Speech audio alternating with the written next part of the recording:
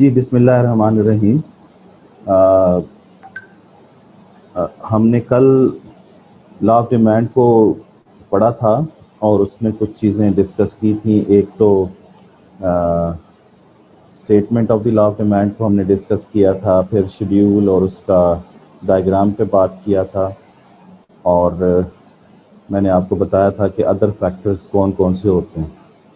तो कल मैंने आपको बताया था कि अदर फैक्टर्स ये सारे हैं जो आपको अभी नज़र भी आ रहे हैं। इनको अजम्पशंस भी कहते हैं, इनको सेटर्स पेरिबस भी कहते हैं, इनको कंडीशंस भी कहते हैं, इनको नॉन प्राइस फैक्टर्स भी कहते हैं, और इनको अदर फैक्टर्स भी कहते हैं। इनको एक और भी कहते हैं जिसे हम कहते हैं शिफ्टिंग फैक्टर्स। शिफ्टिंग फैक्टर्स भी कहते हैं इनको। चलें, इसको बहरहाल अभी मज़ीद डिस्कस करते हैं। देखें, इकोनॉमिक्स में कोई भी लॉ हो उसकी पहले आती है स्टेटमेंट। जैसे हमने यहाँ पर स्टेटमेंट की बात की, जैसे ये लॉ ऑफ डिमांड की स्टेटमेंट आपको नज़र आ रही है। उसके बाद फिर उसकी टेबल होती है, जैसे ये शेड्यूल जिसे कहते हैं, और फिर इसका डायग्राम होता है जैसे यहाँ पे ये नज़र आ रहा है। और उसके फिर अजम्पशंस होते हैं, किन अजम्पशंस के तहत जो है वो लॉ प्रूफ हो रहा है। तो वो हमने कल पढ़े थे कि इनकम ना चेंज हो, टेस्ट ना चेंज हो, वेदर ना चेंज हो, फैशन ना चेंज हो। हालांकि ये चेंज होते हैं, लेकिन हमें इनको कांस्टेंट ट्रीट करना है। अजम्पशन कहते ही उसे हैं जो कि वेरिएबल्स होते हैं, लेकिन लॉ के अंदर हम उन्हें कांस्टेंट ट्रीट करते हैं। उनको फिर इसीलिए अजम्पशंस कहते हैं, या मैंने बाकी नाम कल आपको बताए थे सारे। तो इसके ऊपर ये जो हमने बार लगाया हुआ है, इसका मतलब ये है कि अब ये चेंज नहीं होंगे। तो फिर सिर्फ प्राइसेस और डिमांड का रिलेशनशिप हमने देखा था लॉ ऑफ डिमांड के अंदर, impact of price on demand भी। बाज़ औक़ात ये देखते हैं हम लोग कि लॉ जो है वो एप्लीकेबल नहीं रहता है। लॉ जो है वो हमें पूरा होता हुआ नज़र नहीं आता है। तो हम इस चीज़ को भी अब समझना है कि ये क्या है, ये ऐसी कंडीशंस कैसे हो सकती हैं। इन्हें हम एक्सेप्शंस कहते हैं, ठीक है ना। EXCEPTIONS, exceptions. एक्सेप्शंस, या हम इन्हें कहते हैं लिमिटेशंस। लिमिटेशंस। अब ये याद रखें कि एक्सेप्शंस जो हैं वो हर लॉ की होती हैं। तो इसका मतलब ये है कि इकोनॉमिक्स में जितने भी लॉज आएंगे उनकी एक्सेप्शंस आएंगी। तो पहले क्यों ना हम एक्सेप्शन वर्ड को समझें। एक्सेप्शन वर्ड का मतलब ये है कि these are those cases where law does not work, और लॉ डज नॉट होल्ड, और लॉ फेल्स। जहां पर एनी लॉ है ना, ये तो any law does not work, या एनी लॉ फेल्स। जहां पर कोई लॉ फेल हो जाए, या any law any any law does not hold. इसका मतलब ये कि ये वो सिचुएशंस हो सकती हैं किसी भी लॉ की जिसमें लॉ के उलट काम हो रहा होता है, समझ रहे हैं। जैसे मैं अब आपको एक एग्जांपल दूं। एग्जांपल ये है कि लॉ ये है कि जब भी आप सफ़र कर रहे हो तो आगे रेड लाइट ऑन हो जाए तो यू वुड स्टॉप, आप सब लोग रुक जाते हैं, ये लॉ है। फिर जब ग्रीन लाइट होती है तो आप सब लोग चल पड़ते हैं, ये लॉ है। लॉ समझ आ रहा है ना। लेकिन आप देखते हैं कि रेड लाइट ऑन हुई, आप देख रहे हैं ये चीज़, और सब लोग रुक गए, लेकिन एक गाड़ी आई और वो रेड लाइट पर भी नहीं रुकी और वो चली गई, नहीं रुकी। तो आप जाके पुलिस वाले से पूछते हैं या वार्डन से पूछते हैं, ट्रैफिक वार्डन से, कि क्या इस पर लॉ एप्लीकेबल नहीं था, क्या इसके लिए लॉ फेल हो गया, क्या इसके लिए लॉ वर्क नहीं करता है। तो वो कहेगा हाँ जी ये एक्सेप्शनल केस है। तो वो आप कहेंगे क्यों है, तो वो कहेगा ये एम्बुलेंस है और एम्बुलेंस के ऊपर लॉ अप्लाई नहीं होता है, तो ये लॉ के उलट ही करेगा। तो लॉ तो जो है वो आप लोगों के लिए है और एक्सेप्शन जो है वो इसके लिए है। ये नहीं रुक सकता, ये जा सकता है। मेरी बात समझ आ गई? इसका मतलब ये हुआ कि जब भी लॉ की वायलेशन होगी तो वो एक्सेप्शनल केस बन जाएगा, और जाहिर सी बात है कि वो वायलेशन क्यों हुई है उसकी कंडीशंस फिर हमें पढ़नी पड़ेंगी कैसे होती है। जैसे एक और एग्जांपल ले लें।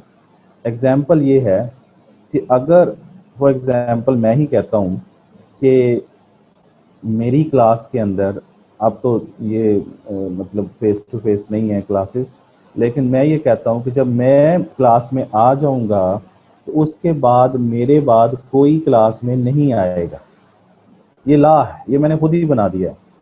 लेकिन पता चलता है कि अगले ही दिन एक साहब तशरीफ लाते हैं और ऐसे बुरा सा मुंह बना के कहते हैं सर आने दें। तो मैं कहता हूँ चल अच्छा आ जा यार। तो आप कहते हैं सर इस पर लॉ एप्लीकेबल नहीं है, तो मैं कहता हूँ ये एक्सेप्शनल केस है, चलो इसको मैंने माफ़ कर दिया, इसके लिए लॉ वर्क नहीं किया। तो मेरा ख्याल है कि आप लोगों को मेरी बात समझ में आ गई होगी कि जहाँ ये वो एक्सेप्शंस वो केसेस होते हैं, वो बातें होती हैं जहाँ पर लॉ काम नहीं करता, जहाँ पे लॉ फेल हो जाता है या लॉ होल्ड नहीं करता है। ये क्लियर होगी या आपको ये वाली चीज़ क्लियर होगी एक्सेप्शंस किसे कहते हैं? अब ये एक्सेप्शन हर लॉ की होंगी तो बार बार, और लॉ वो डिफरेंट होंगी, हर लॉ की एक्सेप्शन डिफरेंट होंगी। लेकिन एक बात ये होगी कि वहां पर जो भी वो लॉ होगा वो उलट हो जाएगा, उस वो बातें उसके उलट हो जाएंगी, वो लॉ फेल हो जाएगा। जैसे अगर मैं ये अब आपसे कहूं कि जी मैं बात करता हूं किसकी भला, एक्सेप्शन है ना, एक्सेप्शंस ऑफ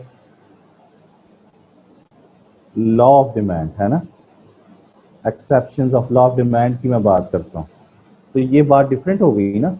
तो अब पहली बात ये कि लॉ ऑफ डिमांड जो है वो क्या है। लॉ ऑफ डिमांड मैं इधर लिख रहा हूँ, लॉ ऑफ डिमांड है quantity demand is a function of price, और ये नेगेटिव फंक्शन है। मींस के प्राइसेस के बढ़ने से, सॉरी, प्राइसेस के बढ़ने से डिमांड जो है वो कम हो जाती है, और प्राइसेस के कम होने से डिमांड जो है वो बढ़ जाती है। ये है law of demand. Other things remaining the same, यानी बाकी फैक्टर्स भी हैं लेकिन उनको चेंज नहीं करना है। तो ये क्या बता रहा है, ये नेगेटिव रिलेशनशिप बता रहा है कि एक अपवर्ड जा रहा है, एक डाउनवर्ड जा रहा है, एक डाउनवर्ड जा रहा है, एक अपवर्ड जा रहा है। तो ये जब भी ऑपोजिट डायरेक्शन होती है, मैंने आपको समझाया था, उसको नेगेटिव कहते हैं, ये डिक्रीजिंग फंक्शन कहते हैं।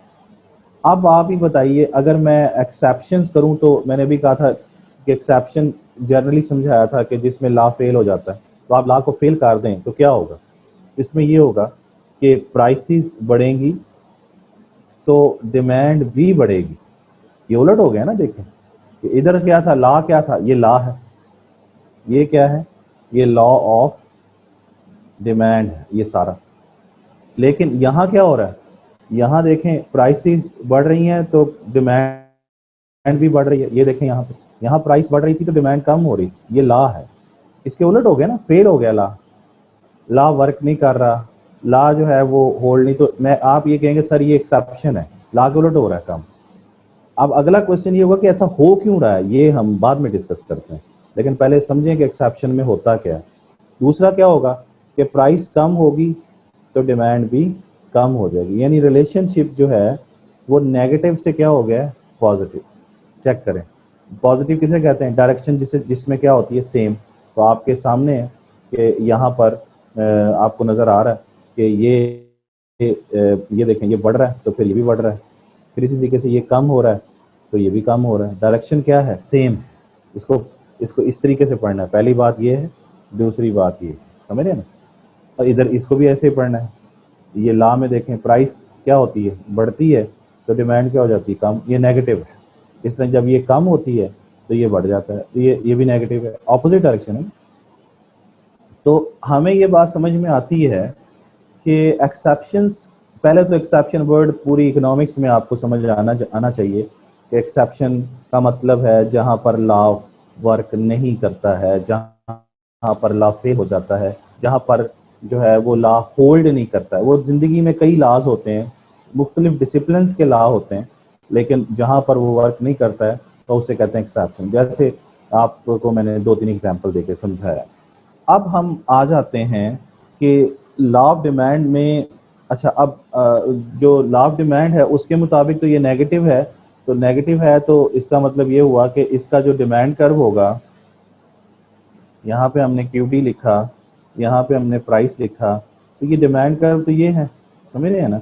और ये लॉ के मुताबिक तो इसका मतलब ये है कि ये नेगेटिवली स्लोप्ड है। ये जो डिमांड कर्व है ये क्या है, ये नेगेटिवली स्लोप्ड डिमांड कर्व है। डीसी का मतलब डिमांड कर्व है। समझ रहे हैं ना ये बात, क्योंकि ये लेफ्ट टू राइट डाउनवर्ड है। और आपको ये भी याद है कि लॉ ऑफ डिमांड किसने कॉन्सेप्ट दिया था लॉ ऑफ डिमांड का? मार्शल ने, डॉक्टर एल्फ्रेड मार्शल ने। इसलिए ये जो डिमांड कर्व आपके सामने है नेगेटिवली स्लोप, इसको आप मार्शिलियन डिमांड कर्व भी कह सकते हैं, समझ रहे हैं, ये मार्शिलियन डिमांड कर्व। और इसी डिमांड कर्व को आप ऑर्डिनरी डिमांड कर्व भी कह सकते हैं। डीसी का मतलब डिमांड कर्व है, तो ऑर्डिनरी डिमांड कर्व आम डिमांड कर्व है, ये समझ रहे हैं ये बात। लेकिन जब हम बात करते हैं किसकी, एक्सेप्शंस की बात करते हैं, तो एक्सेप्शंस भी तो किसी ने बताई होंगी ना। तो एक्सेप्शंस जो लॉ ऑफ डिमांड की बताई थी वो किसने बताई थी? तो उनका जो नाम है वो है सर रॉबर्ट गिफन। जो यानी बहुत सारे लोग हैं, लेकिन ज़्यादातर लोग कौन है, जो मेन बंदा है वो कौन है, वो है sir Robert Giffen. Sir Robert Giffen, ये भी यूके से इसका ताल्लुक था। तो लॉ ऑफ डिमांड किसने दिया था? लॉ ऑफ डिमांड याद करें, लॉ ऑफ डिमांड का मैंने बताया था आपको किसने दिया था। तो law of demand doctor Alfred Marshall ने दिया था, ये मैंने आपको समझाया था, डॉक्टर एल्फ्रेड मार्शल ने ये बात की। अच्छा, ये भी यूके से था। अच्छा, अब ये है कि अब हमने पढ़ना है कि जनाब ये कैसे होता है, ये चीज़ पॉजिटिव कैसे होती है। लेकिन ये बात ध्यान में रखें कि अगर ये रिलेशनशिप, अभी भी ये रिलेशनशिप प्राइस और डिमांड का ही है, लेकिन ये प्राइस और डिमांड का रिलेशनशिप पॉजिटिव है। और अगर ये पॉजिटिव है तो अगर हम इसका डिमांड कर बनाएं किसका भला, एक्सेप्शंस के अंदर, तो वो कैसा बनेगा? तो ये फॉर एग्जांपल क्यूडी है, ये प्राइस है, तो वो आपको पता है कि पॉजिटिव अगर रिलेशनशिप हो तो फिर कर्व भी क्या बनेगा, पॉजिटिव। तो अब ये डिमांड कर्व ऐसा बनेगा। लेकिन ये अभी डिस्कस करना बाकी है कि ऐसा होता क्यों है, इस पे भी बात करनी है। लेकिन अगर हो जाए कि लोग ज़्यादा कीमत पे ज़्यादा खरीदें और कम कीमत पे कम खरीदें, तो फिर पॉजिटिवली स्लोप डिमांड कर्व होता है। और ये जो डिमांड कर्व आपके सामने है, इसको हम क्या कहेंगे? इसको हम कहेंगे exceptional demand curve. This is exceptional demand curve. लेकिन ये डिमांड कर्व कौन सा था? ये ऑर्डिनरी था, आम। ये एक्सेप्शनल है। अच्छा, दूसरी चीज़, ये डिमांड कर्व का कॉन्सेप्ट जो एक्सेप्शनल है ये किसने दिया था? अभी मैंने बताया गिफन ने दिया था। तो इसको हम गिफन डिमांड कर्व भी कह सकते हैं। इसका मतलब जो लॉ ऑफ डिमांड के ऊपर बेस करता हुआ डिमांड कर्व है वो नेगेटिवली स्लोप है। ये लॉ ऑफ डिमांड के मुताबिक बना हुआ ना, ये वाली चीज़, ये वाली, तो ये नेगेटिवली स्लोप्ड है। और ये चूंकि मार्शल ने दिया था तो इसलिए मार्शिलियन डिमांड कर्व भी कहते हैं, या सिर्फ इसको डिमांड कर्व भी कहते हैं, जस्ट डिमांड कर्व। तो डिमांड कर्व ये डिमांड कर्व है, या नेगेटिवली स्लोप डिमांड कर्व है, या मार्शिलियन डिमांड कर्व है, या ऑर्डिनरी डिमांड कर्व है, या डिमांड कर्व कह लीजिए।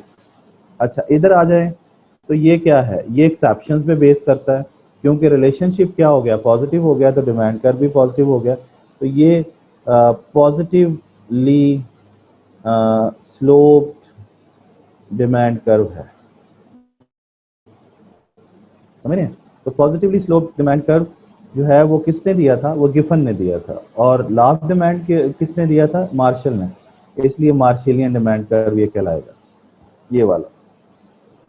अच्छा, अब आ जाइए अब हम इसकी फाउंडेशन पे बात करते हैं कि ऐसा ऐसा क्यों होता है, रिलेशनशिप जो है वो क्यों जो है वो पॉजिटिव हो जाता है, ये वाली जो इसकी इसकी रीजंस क्या है, यानी इस सिचुएशन ये ऐसा क्यों होता है, तो उसकी रीजंस होंगी ना कोई कि ऐसा क्यों हो रहा है वहाँ पे। तो उसमें लेकिन ये बात ध्यान में रखें कि ये अभी भी प्राइस का रिलेशनशिप डिमांड के साथ है, लेकिन रिलेशनशिप जो है वो क्या हो गया, पॉजिटिव हो गया। अच्छा, अब इसमें अगर हम देखें तो उसमें पहली जो चीज़ है वो है rumour rumour rumour about the shortage of commodity. Commodity, अच्छा, कमोडिटी का मतलब क्या होता है? कमोडिटी का मतलब होता है गुड्स एंड सर्विसेज। जो हम आम जिंदगी में कभी गुड्स खरीदते हैं, कभी सर्विसेज खरीदते हैं। जैसे आप बुक खरीदते हैं, सेब खरीदते हैं, पेन खरीदते हैं, मेडिसिन खरीदते हैं, ये सारी गुड्स हैं।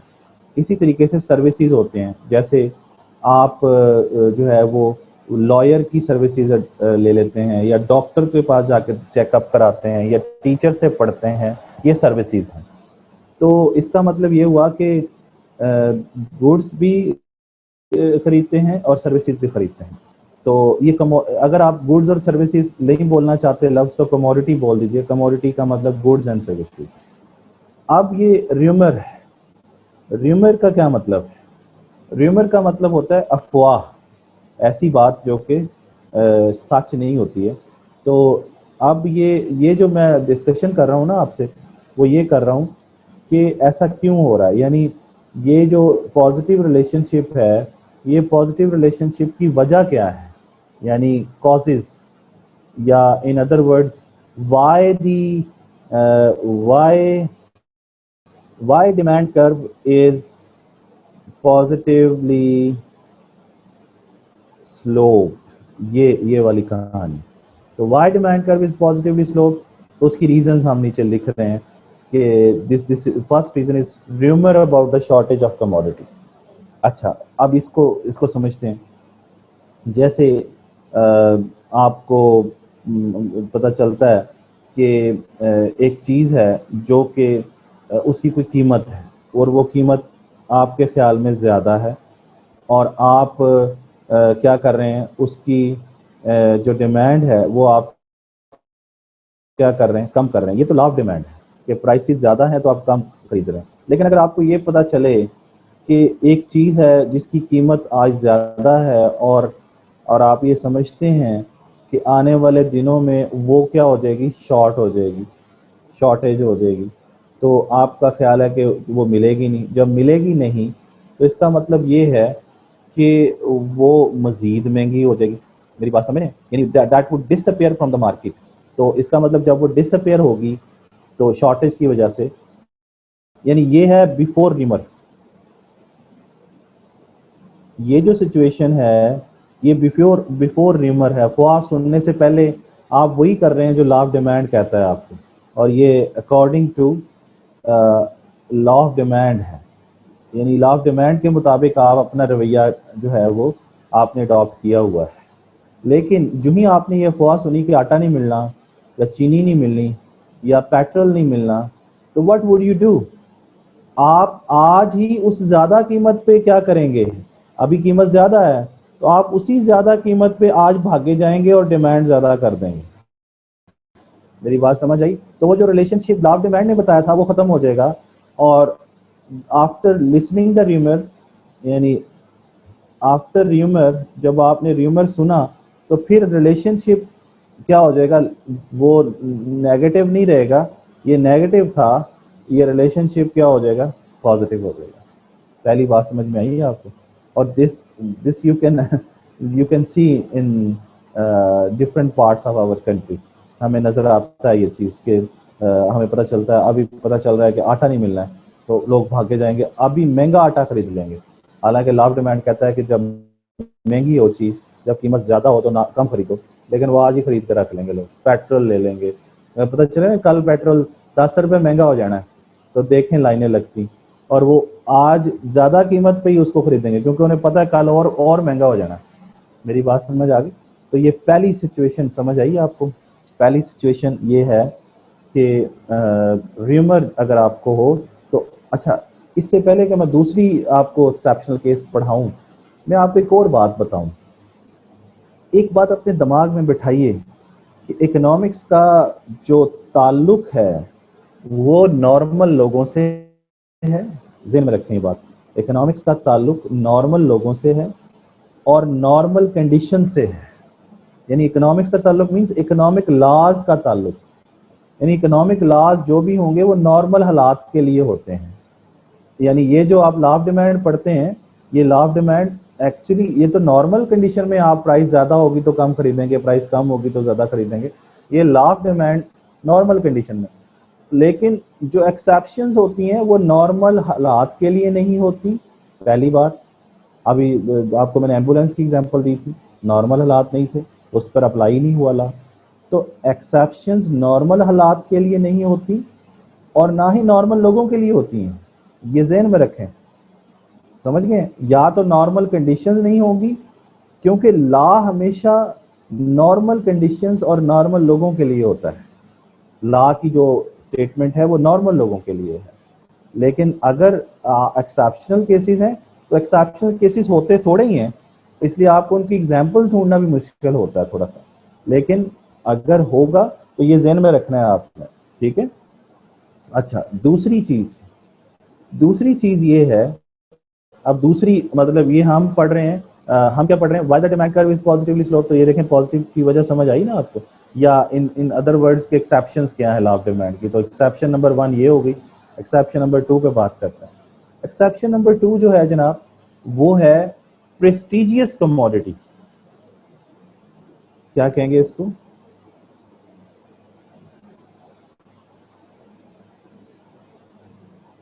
Prestigious prestigious commodity. अब प्रेस्टीज किसे कहते हैं? प्रेस्टीज कहते हैं इज्जत को।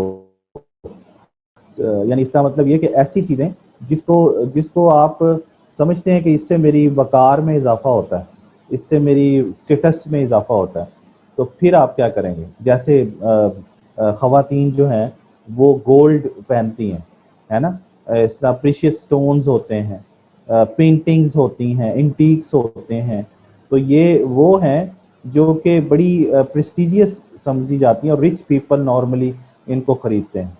तो आप देख लें, वो एक पेंटिंग होगी तो उसकी कीमत ज़्यादा होगी, तो आप उसकी कीमत ज़्यादा पर भी उसको खरीदेंगे। क्यों खरीदेंगे?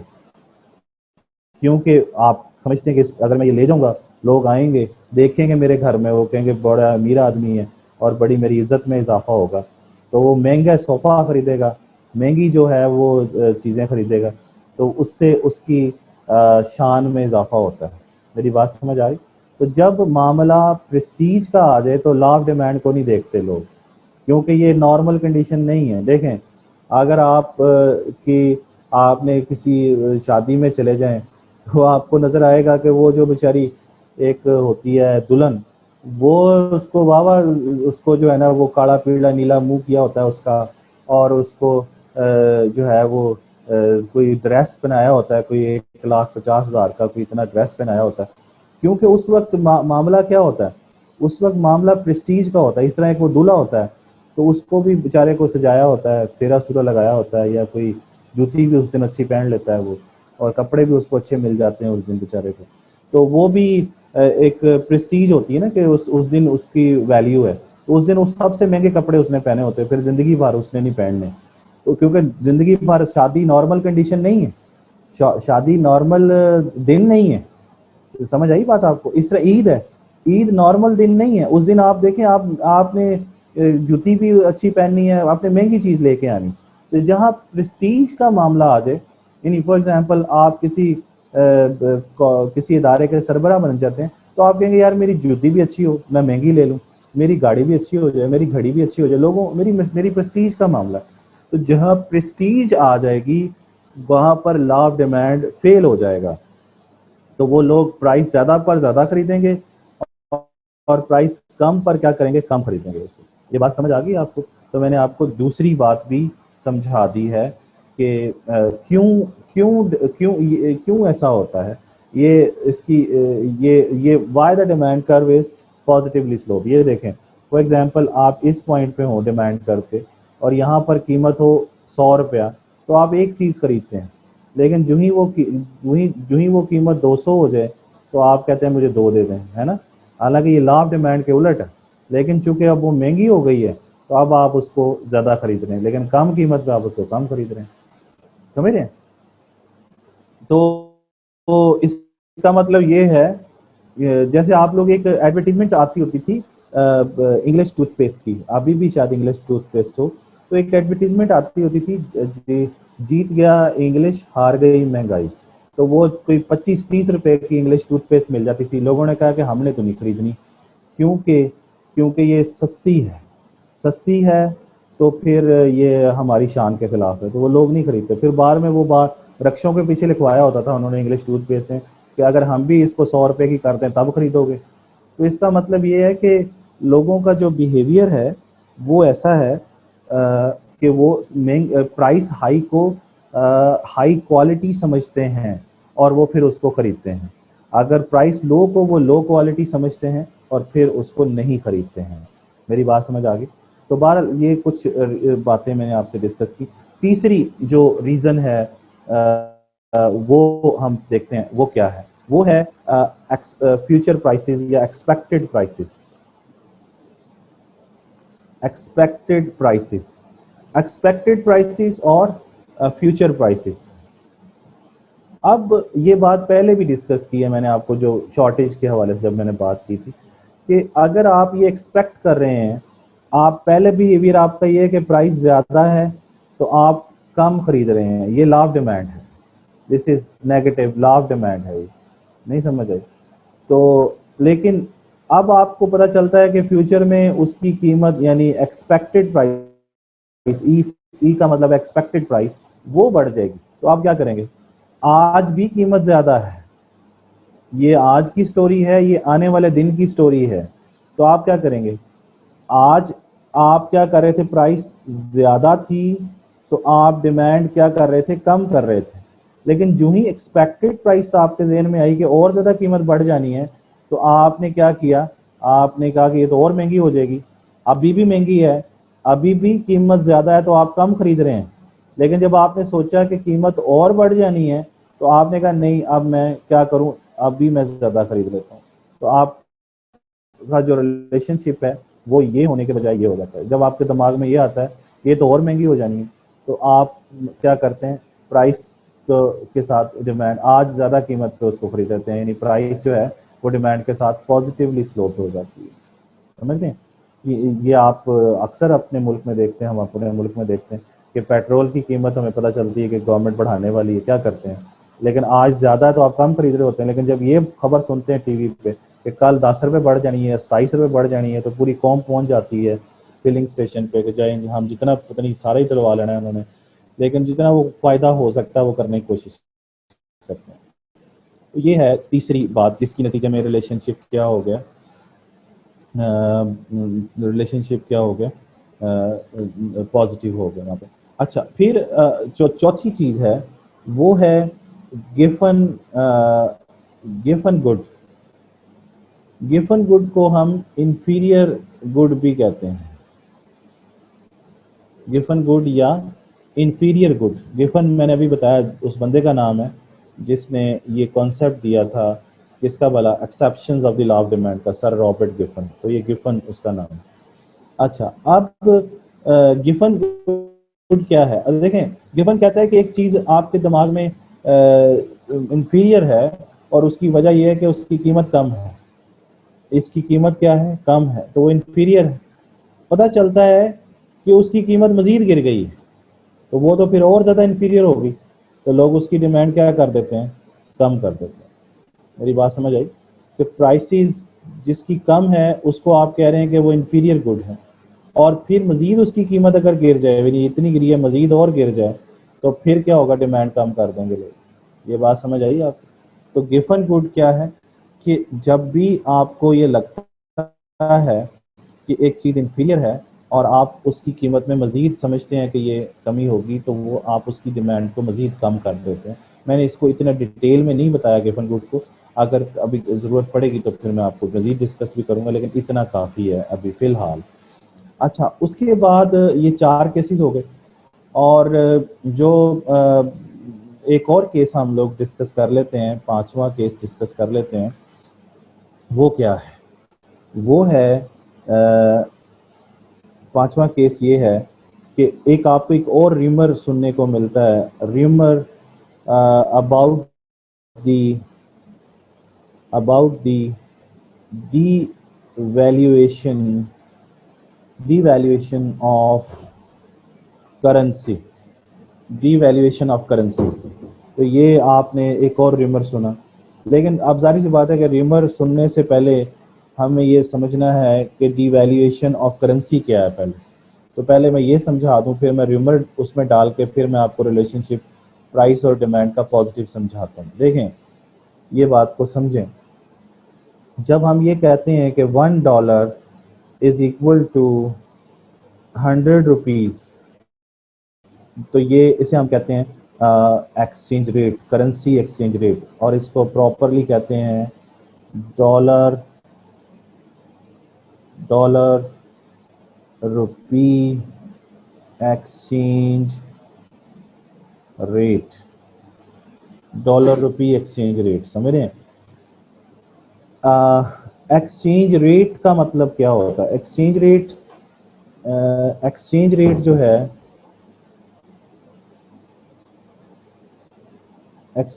जो है, एक्सचेंज का मतलब होता है गिव एंड टेक। तो ये बन गया give and take rate. Exchange rate का क्या मतलब बन गया? Give and take rate. तो अब ये कुछ भी हो सकता है। जैसे लोग कहते हैं एक्सचेंज रेट जरूरी नहीं है कि करेंसी का ही हो। जैसे आप कहते हैं जी 1 किलोग्राम एप्पल्स, है ना, इज इक्वल टू 200 रुपीज, तो ये भी एक्सचेंज रेट है। तो ये दे दो, ये ले लो। समझ आई बात? क्या करना है? ये गिव करना है, ये टेक करना है। तो इसे कहेंगे एप्पल रुपी एक्सचेंज रेट। नहीं समझ आई बात? एप्पल देने हैं और एप्पल लेने हैं और रुपीज जो है वो देने हैं। इसी तरीके से अक्सर लोग कहते हैं कि जी दिल दिया है, दिल लिया है, तो ये भी बराबर है, एक्सचेंज रेट है।